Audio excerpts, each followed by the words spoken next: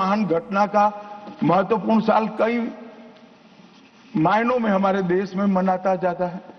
तो ये तो 150वां साल है। अब हम थोड़ा पीछे मुड़कर देखते हैं मान्यवर, जब वंदे मातरम के 50 साल हुए तब क्या हुआ? वंदे मातरम के 50 साल हुए, देश आजाद नहीं हुआ था और वंदे मातरम की स्वर्ण जयंती हुई 1937 में। तब जवाहरलाल नेहरू जी ने वंदे मातरम के 2 टुकड़े कर उसको 2 अंतरों तक सीमित करने का काम किया। कांग्रेस पार्टी की 50वें साल में जो एक प्रकार से वंदे मातरम का महिमा मंडन करने की पद्धति थी,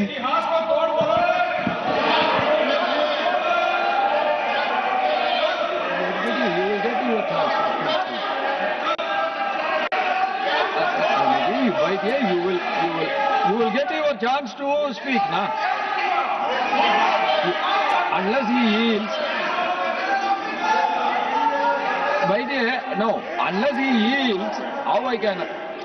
Unless he yields, how I can? मान्यवर 1 मिनट में उनको बहुत समय दिया गया, अपने समय पर बोले ना, मुझे कोई आपत्ति नहीं। आपका समय, खड़गे साहब आपका समय आएगा।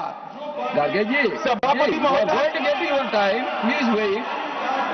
Garge ji, you are going to get your time, please wait, let him speak.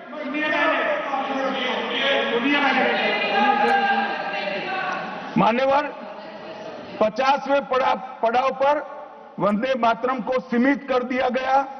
वहीं से तुष्टीकरण की शुरुआत हुई और वो तुष्टीकरण जाकर देश के विभाजन में मान्यवर मेरे जैसे कई लोगों का मानना है, कांग्रेस पार्टी को पसंद आए ना आए, अगर वंदे मातरम के तुष्टीकरण की नीति के तहत 2 टुकड़े न करते तो देश का बंटवारा नहीं होता और देश पूरा होता। मान्यवर 50 साल के बाद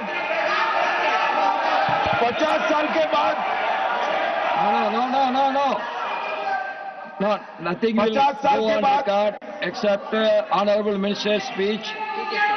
Please. मान्यवर 50 साल के बाद वंदे मातरम 100 साल का हुआ। सबको था कि 100 साल मनाए जाएंगे, मगर 100 साल हुआ तब वंदे मातरम का महिमा मंडन का सवाल ही नहीं था, क्योंकि वंदे मातरम बोलने वाले जो सारे लोग थे उनको इंदिरा जी ने जेल में बंद कर दिया। इस देश में आपातकाल लगाया गया। विपक्ष के लाखों लोगों को, लाखों समाज सेवियों को, स्वयंसेवी संगठन के लोगों को जेल में भर दिया गया।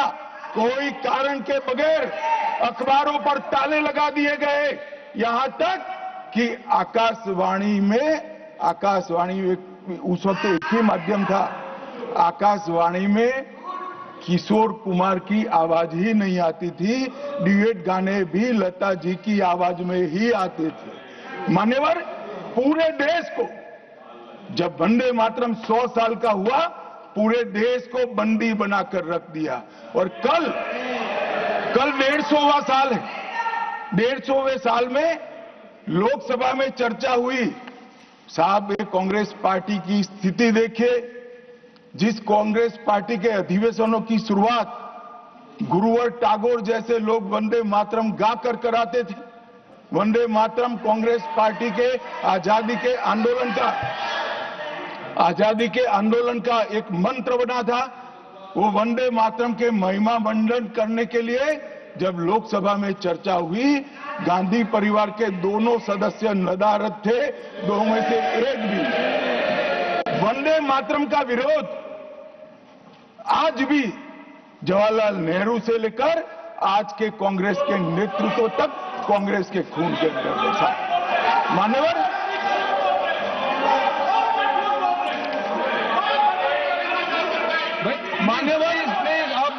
प्लीज आप बैठिए। मान्यवर मैं तथ्यों के आधार पर कहता हूं, कांग्रेस पार्टी की एक नेत्री ने, कांग्रेस बैठ जाओ रामदास।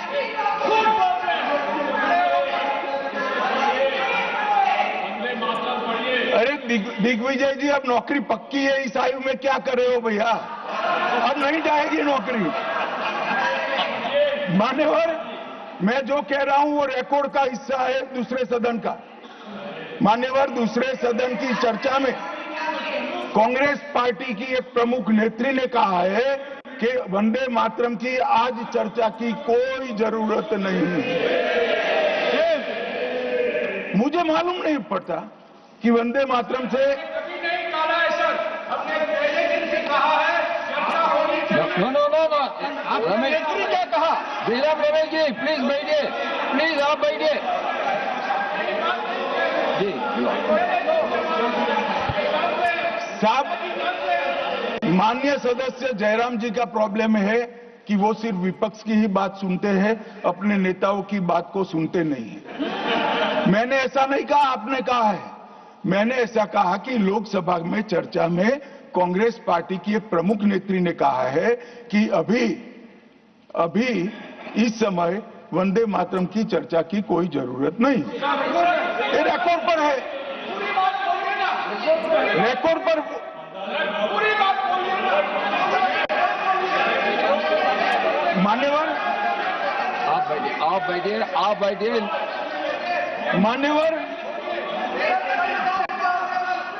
मान्यवर, जिस गीत को, जिस गान को महात्मा गांधी ने राष्ट्र की शुद्धतम आत्मा से जुड़ा हुआ गीत कहा, बिपिन चंद्र पाल ने एक राष्ट्र धर्म है जिसमें राष्ट्रभक्ति और कर्तव्य दोनों समाहित है, जिसकी अभिव्यक्ति वंदे मातरम करता है, वो वंदे मातरम का टुकड़ा करने का काम भी कांग्रेस पार्टी ने किया था।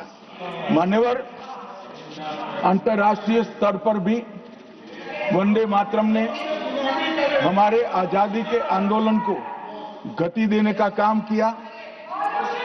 श्यामजी कृष्ण वर्मा, मैडम भिखाजी कामा और वीर सावरकर ने जो भारत का त्रिवर्ण ध्वज निर्मित किया था, उस पर स्वर्णिम अक्षर में एक ही नाम था, वंदे मातरम। मान्यवर, बर्लिन के ओलंपिक्स में भी 1936 में गुलामी के कालखंड में भी जब हमारे हॉकी की हमारी टीम को उत्साह की जरूरत थी, प्रेरणा की जरूरत थी, कोच ने लाइन में खड़े कर भावपूर्ण तरीके से वंदे मातरम का गान किया और हम गोल्ड मेडल जीतकर आ गए। मान्यवर, भारतीय जनता पार्टी की रचना हुई तब से हमारी तो पार्टी की रचना ही सांस्कृतिक राष्ट्रवाद और ये देश अपने मूल संस्कृति के आधार पर, मूल विचारों के आधार पर चलना चाहिए, पाश्चात्य संस्कृति के आधार पर नहीं चलना चाहिए। इसीलिए हमारी पार्टी की स्थापना थी। मान्यवर, इस संसद में वंदे मातरम के गान को बंद करा दिया है।